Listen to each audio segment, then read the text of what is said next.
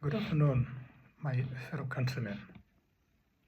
This is the 10th video in our series on economic sense. Today we try and inject some humor into our presentation. This is ex-Iraqi. Iraqi. If you have been to Kenya or traveled around Kenya, there's a very unique town called Nakuru, about 160 kilometers from Nairobi. It was one time famed as the cleanest town in Kenya. I'm not sure about now.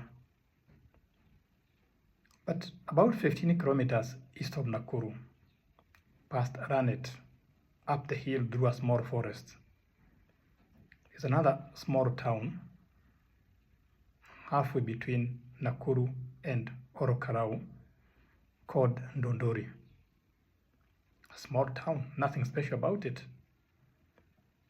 But it has more than its share of myths and stereotypes.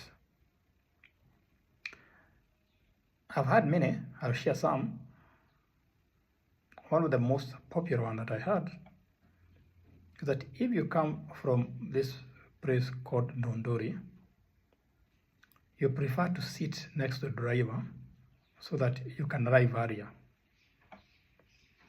I also hear, but without evidence, that if you come from Dundori and you want to wash some clothes in the river, you go and pour some detergent in the river. The same way you put some detergent into a basin as you wash your clothes. But there's even a more interesting one, bizarre one, that inhabitants or natives on Dundori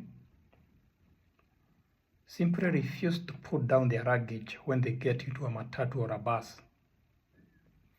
And the argument is, why should I be charged for a luggage that I'm carrying? Looks funny, but I've heard that from several sources with no evidence. So why am I spending so much time talking about stereotypes, myths, legends from Dundori?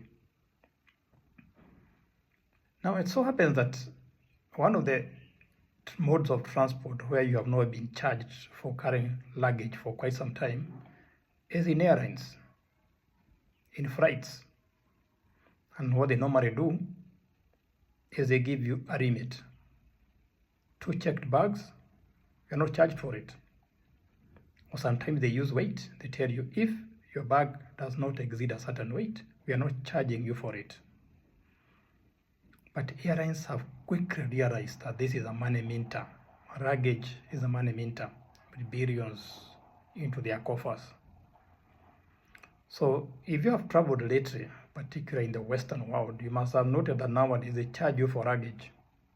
As long as it is checked in, they charge you for it. So airlines seem to be copying the land transport, the matatus, the buses, the trains and so on that charge you for carrying luggage. I don't know what people from Dundori would say if they heard that airlines are charging people for carrying luggage, irrespective of how much it is. I don't know whether they would advise people to keep carrying it inside the plane so that they don't pay for it. It's interesting how you can make money from very unusual sources, like airlines charging you for checked in bags. I think the economic downturn can make business players or entrepreneurs come up with very creative ideas and with a significant effect on their bottom line. So next time you are charged for your checked in bag, don't say that I didn't tell you. But maybe you need to make a visit or pay a visit to Dundori and see whether airlines can borrow an idea from this place about 150 kilometers from Nairobi. I hope the stereotype from Dundori makes economic sense.